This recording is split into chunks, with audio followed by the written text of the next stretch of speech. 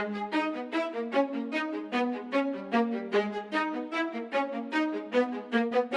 Zarathustra was 30 years old, he left his homeland and the lake of his homeland and went into the mountains.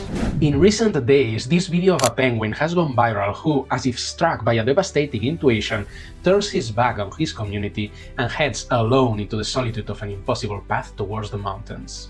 In this video, we are going to explore why this penguin probably just read Nietzsche and what philosophy can tell us about solitude. I'm Enric, welcome back to Addicted to Philosophy, let's begin. Human beings are paradoxical creatures. On the one hand, we need other people and cannot exist in isolation. But at the same time, if we are not careful, we face the temptation of losing ourselves in the great mass of people. Perhaps you felt the sensation at some point that in order to coexist with others, you have to wear a mask, giving up on an authentic existence and distracting yourself within the crowd from the uncomfortable fact that you are alive. Blending into the crowd, moreover, frees us from the pressure of having to think for ourselves, and we end up uncritically adopting what everyone else thinks without feeling the need to ask why, since, after all, if everyone really thinks it, then there must be a reason, right? That's why Blaise Pascal wrote, for example, that all of humanity's unhappiness is based on a single thing, that we are incapable of remaining still, alone, and in silence in our room. In response to this, many philosophers throughout history have come to propose solitude as a solution. Although it's important to understand, first, that this is not about seeing solitude as an end in itself, or recommending solitude for its own sake. That would be an inhuman proposal, because we are still social beings who also want to be with others. Rather, it's about seeing solitude as a kind of remedy to that hyper-socialization in which we hide from our existential anxieties and from the need to think for ourselves, to the point that we almost completely forget that we are even here. It is the idea so present in the history of philosophy of solitude as a path towards self-discovery, as one of the most suitable means for getting to know oneself, taking responsibility for one's own existence, and courageously facing our most intimate fears. And one of the philosophers who placed the greatest emphasis on solitude as a path towards personal greatness was Friedrich Nietzsche. From childhood I sought solitude, he wrote at the age of 14, and where I felt most at home were those places where, without being disturbed, I could give myself over to myself.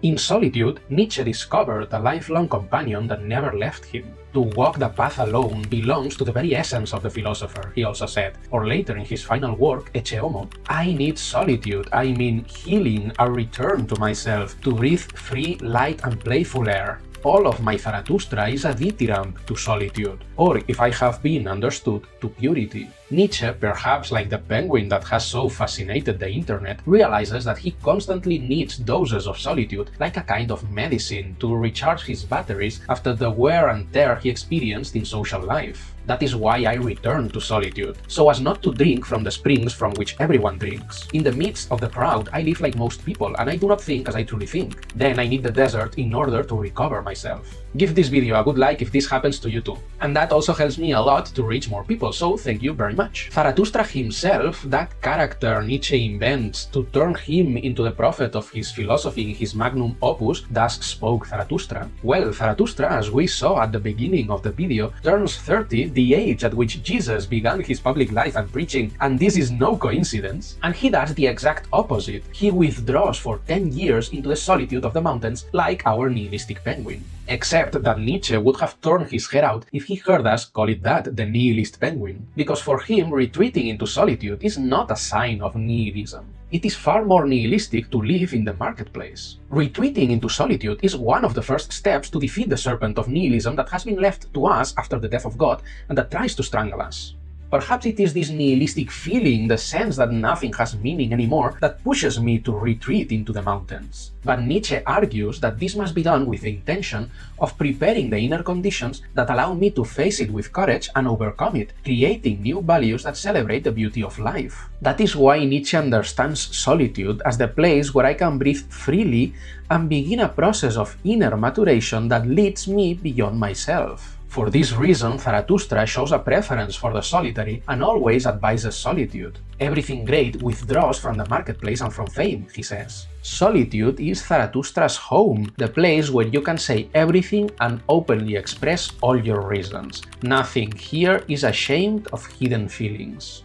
At the same time, this path towards oneself is a very hard trial and it is not without dangers. For in solitude, the worst enemy you can encounter will always be yourself. You lie in wait for yourself in caves and in forests. But it is important, Nietzsche says, to go through that trial. It is important to face ourselves, to confront those ultimate anxieties that we do not dare to look in the face because we only have one chance to do so and we do not know when it will end. For this reason, we must throw ourselves into solitude, Nietzsche argues, to fight against ourselves, kill us, and find renewal. Solitary one, you walk the path that leads to yourself, and your path passes beside yourself and your 7 demons. You must want to burn yourself in your own flame. How would you renew yourself if you had not first become ashes? Solitary one, you walk the path of the Creator. With your 7 demons, you want to create a God for yourself.